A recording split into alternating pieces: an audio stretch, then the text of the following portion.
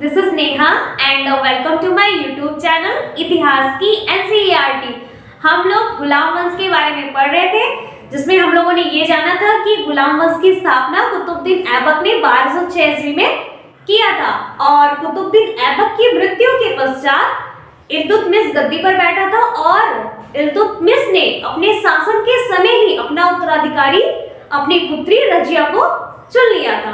यहाँ तक हम लोगों ने पढ़ लिया था। आज इसके आगे से तो इल्तुतमिश ने तो अपनी बेटी रजिया को अपना उत्तराधिकारी चुन लिया था, लेकिन ऐसा होता नहीं है। क्यों?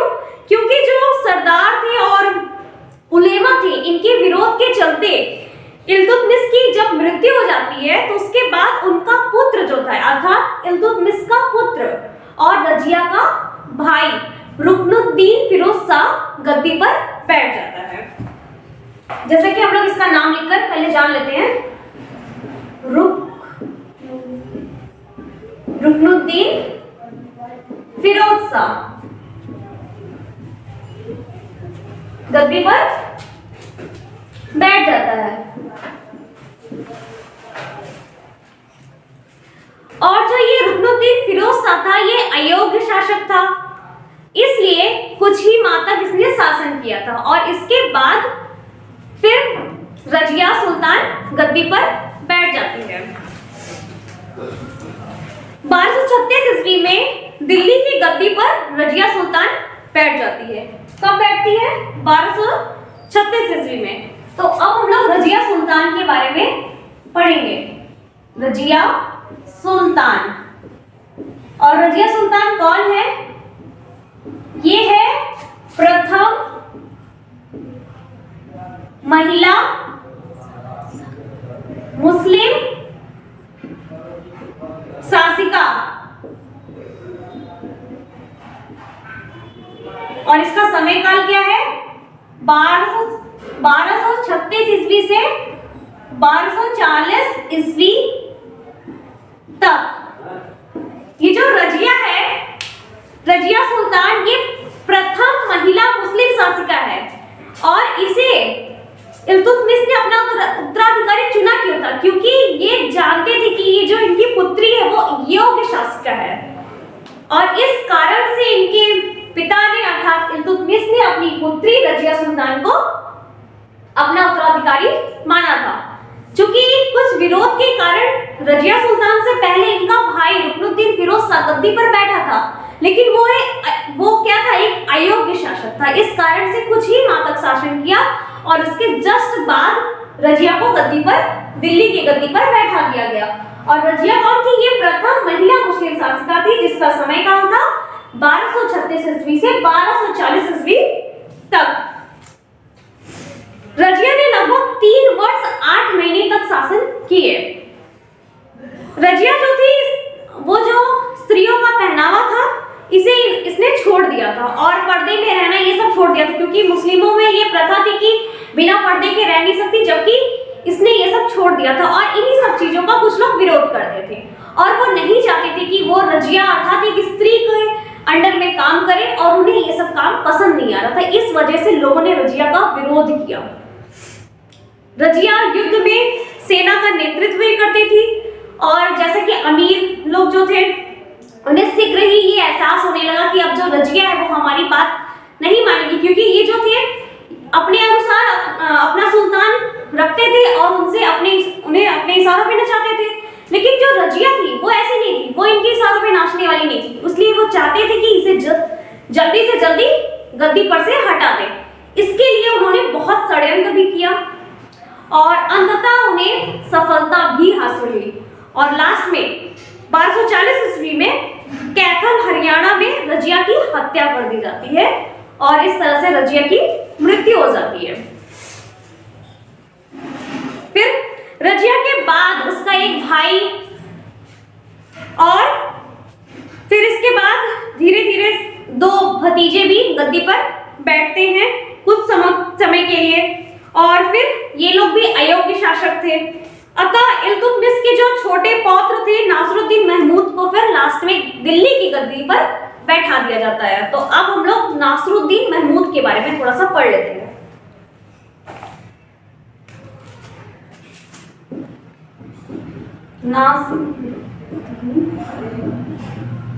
महमूद। इनका समयकाल क्या है? 1246 से 1265। 1246 ईस्वी से 1265 ईस्वी तक। ये जो 40 तुर्की सरदारों का दल था, इस समय तक अर्थात इनके समय तक आते आते ये बहुत ज्यादा शक्तिशाली हो गया था। और इसे बनाया किसने था? 40 तुर्की सुल्तानों का ग्रुप इसे बनाया था इल्तुतमिश ने। और ये अब जाके ये किंग मेकर का काम करने लगे थे, अर्थात अपने अनुसार ये लोग सुल्तान को गद्दी पर बैठाते थे और अपने इच्छानुसार कार्य कराते थे, जो कि रजिया नहीं करती थी, इसलिए उसे उसके गद्दी से हटा देते हैं। इसके बाद इन्हें बैठा देते हैं। वे जिसे चाहते थे उसे गद्दी पर बैठाते थे और जिसे चाहते थे उसे गद्दी से हटा देते थे। 1246 ईस्वी में इस दल ने इल्तुतमिश के पौत्र नासरुद्दीन महमूद को गद्दी पर बैठा दिया। और जो ये महमूद था, ये अमीर जिसका नाम बलबन था, उसको अपना नायाब बना लेता है। अर्थात नासरुद्दीन महमूद ने अपना नायाब किसे बनाया? बलबन को बनाया। बलबन ने धीरे धीरे क्या किया? अपनी स्थिति सुदृढ़ कर ली, क्योंकि बलबन एक योग्य शासक बनेगा। अभी आगे चल के हम बलबन के बारे में पढ़ेंगे। और वह एक शक्तिशाली सरदार बन गया। 1265 ईस्वी में नासरुद्दीन महमूद के बाद बलबन दिल्ली की गद्दी पर बैठता है। तो नासरुद्दीन महमूद के बाद हम लोग किसके बारे में पढ़ेंगे? बलबन। और ये योग्य शासक था। इसका समय काल था 1265 ईस्वी से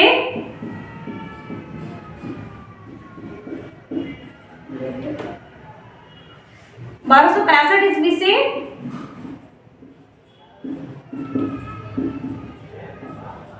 1287 ईस्वी तक। बलबन क्या था? एक योग्य और अनुभवी शासक था और ये जानता था किसके बारे में? 40 तुर्की सुल्तानों के बारे में। जो ये ग्रुप था अर्थात तुर्की चहलगानी के बारे में अच्छे से जानता था कि ये जो लोग हैं इन्हें पहले हमें हटाना होगा, अर्थात अगर हम इन्हें नहीं हटाएंगे तो ये हमें हटा देंगे। इसलिए सबसे पहले जैसे ही बलबन गद्दी पर बैठा, उसने 40 तुर्की सुल्तानों का ग्रुप तुर्की चहलगानी को हटा दिया। इसके बाद फिर दिल्ली को सुरक्षित करने के लिए आसपास के जंगलों को कटवाया और साफ करवा के वहां पुलिस चौकियां भी निर्माण करवाया। इस प्रकार वह दिल्ली के आसपास रहने वाले मेवातियों के विद्रोह में भी सफल रहा। मेवातियों के अलावा उसने अन्य विद्रोह का भी दमन किया बलबन ने, क्योंकि ये अयोग्य शासक होने की यही निशानी है कि सबसे पहले वो इस चीज को पहचान ले कि जिससे उसे हानि होने वाली है उसे वो पहले दूर कर दे, जो कि अन्य शासकों ने नहीं किया था, जिसके वजह से वे अत्यधिक समय तक शासन नहीं कर पाए। और यही कारण है कि बलबन अधिक वर्षों तक शासन किया। बलबन ने कानून को लागू करने में बहुत कठोरता अपनाई। उसने लौह और रक्त की नीति अपनाई। लौह और रक्त की नीति अपनाता है। बलबन कहता क्या है? बलबन कहता है कि जब मैं निम्न कुल को देखता हूं तो मेरा हाथ तलवार की ओर पहुंच जाता है। और इसके साथ क्या है? उसने राजा के पद को प्रतिष्ठित किया। वह राजा को धरती पर ईश्वर का प्रतिनिधि मानता था। बलबन का मानना था कि ईश्वर से शक्ति प्राप्त होती है, इसलिए उसके कार्यों की सार्वजनिक जांच नहीं की जा सकती। इससे उसकी निरंकुशता सुरक्षित होती थी। इसलिए वह दरबार में, बलबन जो था दरबार में अत्यधिक गंभीर मुद्रा में रहता था। वो हंसी मजाक ये सब चीजें नहीं करता था। वो दरबार में गंभीर अवस्था में रहता था और अपने सामने रहने वाले लोगों से भी सतर्कता पूर्वक बातचीत करता था। वह ना तो कभी मजाक करता था और ना कभी हंसता था। उसने दरबार में निर्धारित ढंग से वस्त्र पहनकर आने बैठने आदि के नियम बनाए। उसने यहाँ तक कि दरबार में लोगों के लिए ऐसे कपड़े पहनने, ऐसे नहीं पहनने, नियम कानून सभी चीजें बना दी है ताकि सब लोग नियम का पालन करते हुए कार्य को करें। कठोरता से पालन किया। बलबन के दरबार में बलबन ने अपने दरबार में सिजदा और पैबोस की नीति को भी अपनाया। सिजदा और पैबोस, सिजदा और पैबोस ऐसा क्यों करवाया? क्योंकि वो दिखाना चाहता था, बलबन ये दिखाना चाहता था कि मैं श्रेष्ठ हूं, मैं ईश्वर का प्रतिनिधि हूं, इसलिए उसने सिजदा और पैबोस ये सब शुरू करवाया। जैसे इसका मतलब ये होता है कि अगर कि मुझसे मिलने, अगर अर्थात बलबन से मिलने कोई आ रहा है, पहले उसे वो गिर के दंडवत प्रणाम करे, उसके सामने हाथ जोड़े, इस तरह से सिजदा करे और पैबोस करे, ताकि उसकी क्या हो, उस सबके सामने उसकी एक विशाल रूप लोगों को दिखाई दे। इस तरह की नीति को बलबन अपना रहा है, अपने आप को उच्च दिखाने के लिए, अपने आप को बड़ा प्रदर्शित करने के लिए। दरबार में उसने प्रत्येक वर्ष ईरानी त्योहार नौरोज को भी मनाया और उसने सुदृढ़ गुप्तचर व्यवस्था बनाई, जिससे पूरी राज की खबरें उसे मिलती रहती थी सुल्तानों के गुप्तचरों के जरिए।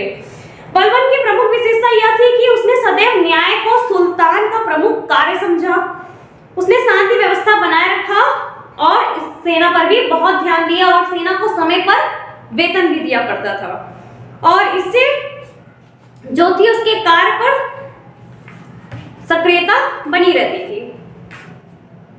बलबन ने राज्य को बाहरी आक्रमणों से भी बचाया, यहाँ तक कि मंगोल आक्रमण से भी बचाया। जो मंगोल आक्रमण था बलबन के समय ही हुआ था और इससे रोका। 13वीं शताब्दी के प्रारंभ में एशिया और यूरोप में आक्रांताओं की नई लहर आ गई थी और ये नए आक्रमणकारी मंगोल थे, जिन्हें उस महान साम्राज्य के लिए सबसे अधिक जाना जाता है, जिसका गठन चंगेज खां के नेतृत्व में हुआ था। 13वीं शताब्दी के अंत होते होते मंगोल साम्राज्य ज्ञात दुनिया के बड़े भाग तक फैल चुका था। चंगेज खां के नेतृत्व में उनकी शक्ति बहुत ही ज्यादा बढ़ चुकी थी। ये जो मंगोल थे, ये चंगेज खां कौन था? ये मंगोल ही था। इसने बलबन के समय आक्रमण किया था और इस आक्रमण से भी बलबन ने अपने आप को बचाया। इसके साथ ही फिर क्या हुआ? मंगोल आक्रमण की भयंकरता को बलबन भली भांति से अनुभव किया और इसलिए उसे रोकने के लिए मंगोल के मार्ग में पड़ने वाले पुराने दुर्गों की मरम्मत कराई और नए दुर्गों का भी निर्माण कराया। बलबन ने ऐसा किया ताकि वो मंगोलों की आक्रमणों से बच सके। वहां पर हृष्टपुष्ट सैनिक और विश्वसनीय अनुभवी अधिकारियों की नियुक्ति की, शस्त्र और भोजन आपूर्ति की, अर्थात अस्त्र शस्त्र और भोजन की भी व्यवस्था की सैनिकों के लिए, जिससे कि वो मंगोल आक्रमण को रोक सके। फिर इसके बाद बलबन की जब मृत्यु हो जाती है तो दिल्ली की गद्दी पर उसके वंश का शासन बहुत अधिक समय तक नहीं चला। इसके बाद और जो शक्ति बलबन ने अपने समय में अर्थात गुलाम वंश को दी थी, उसमें हम लोग आगे पढ़ेंगे कि कैसे आगे खिलजी वंश में कौन कौन से शासक आए और कैसे अपने अपने वंशों का आगे बढ़ाते हैं। तो गुलाम वंश यहीं पे समाप्त होता है। Thank you. आज मेरा वीडियो यहीं तक। Thank you for watching my this video. Please like, subscribe and